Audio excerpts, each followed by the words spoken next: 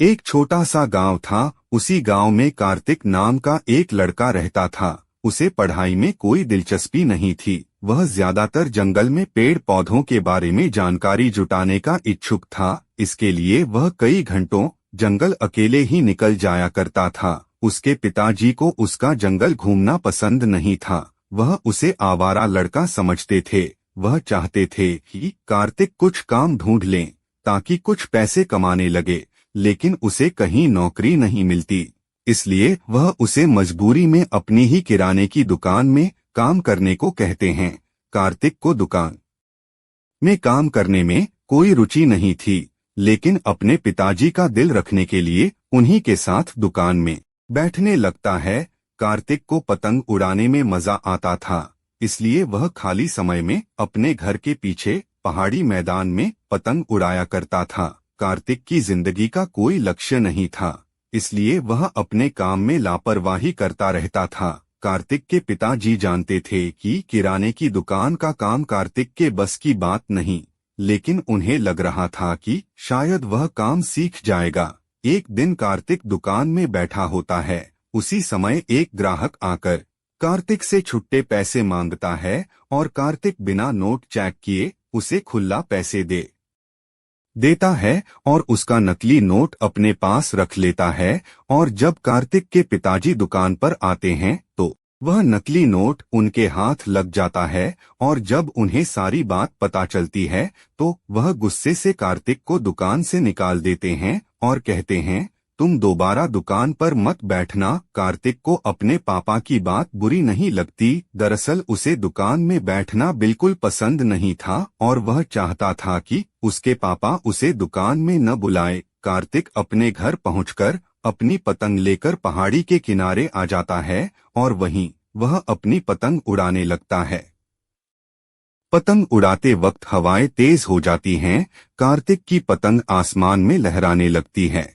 कार्तिक जल्दी से अपनी पतंग नीचे उतारने की कोशिश करता है और उसी कोशिश में पतंग का धागा टूट जाता है। पतंग जाकर एक पेड़ में फंस जाती है। कार्तिक भी पतंग के पीछे पीछे भागने लगता है और पहाड़ी के किनारे उसी पेड़ के नीचे जाकर खड़ा हो जाता है जहां वह पतंग लटक रही थी। कार्तिक पत्थर मारकर पतंग निकालने की कोशिश करने लगता है। अचानक कार्तिक की नजर पेड़ के पीछे बने एक दरवाजे पर पड़ती है, जिसे देखकर वह चौंक जाता है। कार्तिक धीरे धीरे दरवाजे के करीब पहुंचता है। उसे ताज्जुब होता है कि इस वीरान जगह पर पहाड़ के अंदर दरवाजा कैसे हो सकता है। दरवाजा रहस्यमयी दरवाजा लग रहा था। कार्तिक हिम्मत करके दरवाजे को खोल देता है। दरवाजा खुलते ही कार्तिक की आंखें फटी की फटी रह जाती हैं, क्योंकि सामने एक स्वर्ग से भी सुंदर रहस्यमयी दुनिया नजर आ रही होती है। कार्तिक धीरे धीरे दरवाजे के अंदर बनी सीढ़ियों से उतरने लगता है। जैसे ही कार्तिक रहस्यमयी दुनिया की जमीन में कदम रखता है, वह अचानक हवा में उड़ने लगता है। बड़ी मुश्किल से वह आसमान में अपने आप को संतुलित कर लेता है। कार्तिक चारों तरफ नजर घुमाकर देखता है। उसे कई जानवर, पेड़ पौधे और इंसान हवा में उड़ते नजर आ रहे होते हैं। और तो और बड़े बड़े घर हवा में उड़ रहे होते हैं, जिनमें सोलर पैनल लगाए गए थे। सूरज की सहायता से चार्ज करके घरों में विद्युत प्रदान की जा रही थी। कार्तिक ऐसी नायाब तकनीक का नमूना देखकर हैरत में पड़ जाता है। दरअसल ये दुनिया पृथ्वी से बिल्कुल उलट थी। जो चीज आसमान में उड़ने वाली थी, केवल वही जमीन पर चल सकती थी, क्योंकि यहाँ गुरुत्वाकर्षण बल की कमी थी, जिस वजह से जमीन पर चलने के लिए पंखों की आवश्यकता होती थी। इसलिए केवल पक्षी और उड़ने वाले कीड़े मकोड़े ही जमीन पर चल सकते थे। कार्तिक को यह नजारा अद्भुत लग रहा था। कार्तिक को इस रहस्यमयी दुनिया के लोग अचंभे की तरह देख रहे थे। तभी कुछ लोग आकर कार्तिक से उसके बारे में पूछते हैं।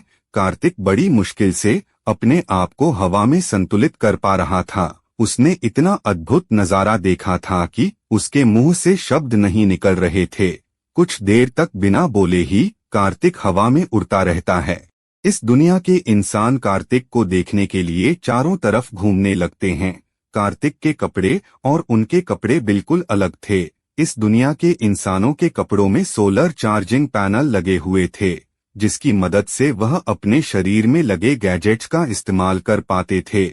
सभी के पास एक से बढ़कर एक आधुनिक यंत्र मौजूद थे जो पृथ्वी की तुलना में कहीं ज्यादा आधुनिक थे। इस जगह पर भी पृथ्वी की ही तरह लोगों ने अपने अलग अलग देश बना रखे थे और हर देश में प्रधानमंत्री, राष्ट्रपति और आर्मी फोर्सेस भी थी। कार्तिक इस दुनिया में अजनबी था, जिसकी वजह से लोगों उसे संदिग्ध व्यक्ति समझ रहे थे और इसी कारण उसे गिरफ्तार कर लिया जाता है। कार्तिक बहुत विनती करता है कि मैंने कुछ नहीं किया, मुझे गिरफ्तार क्यों कर रहे हो, लेकिन उसकी बात किसी को समझ में नहीं आती। यहाँ के लोगों की भाषा शैली बिल्कुल अलग थी। ज्यादातर लोग कम शब्दों में ही बात किया करते थे। कार्तिक को गिरफ्तार करके पूछताछ करने के लिए पुलिस थाने लाया जाता है।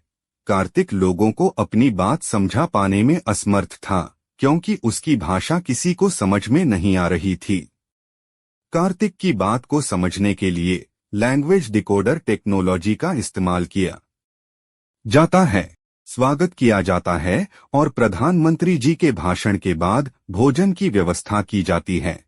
प्रधानमंत्री के दौरे में एक से एक अधिकारी आए होते हैं और जैसे ही प्रधानमंत्री खाना खाते हैं, वह अपनी कुर्सी से उछल पड़ते हैं। कार्तिक ने स्वाद का ऐसा नायाब नमूना पेश किया था कि इस दुनिया में सभी उसके स्वाद के दीवाने होने लगते हैं। प्रधानमंत्री आदेश देते हैं कि कार्तिक को सर्वोच्च सम्मान दिया जाए और इससे खाना बनाने की सारी विधियां सीखी जाएं। प्रधानमंत्री के आदेश से कार्तिक को इस दुनिया का प्रतिष्ठित नागरिक बना दिया जाता है। कार्तिक के रहने के लिए एक बहुत ही सुंदर घर उपहार स्वरूप दिया जाता है। कार्तिक की जिंदगी बदल चुकी थी और वह अब पृथ्वी नहीं जाना चाहता था। धीरे धीरे कार्तिक इसी दुनिया का स्थायी नागरिक बन चुका था। इसके बाद कार्तिक ने वह रहस्यमयी दरवाजा कभी नहीं खोला और इसी के साथ जबरदस्त कहानी, बेस्ट कहानी समाप्त हो जाती है।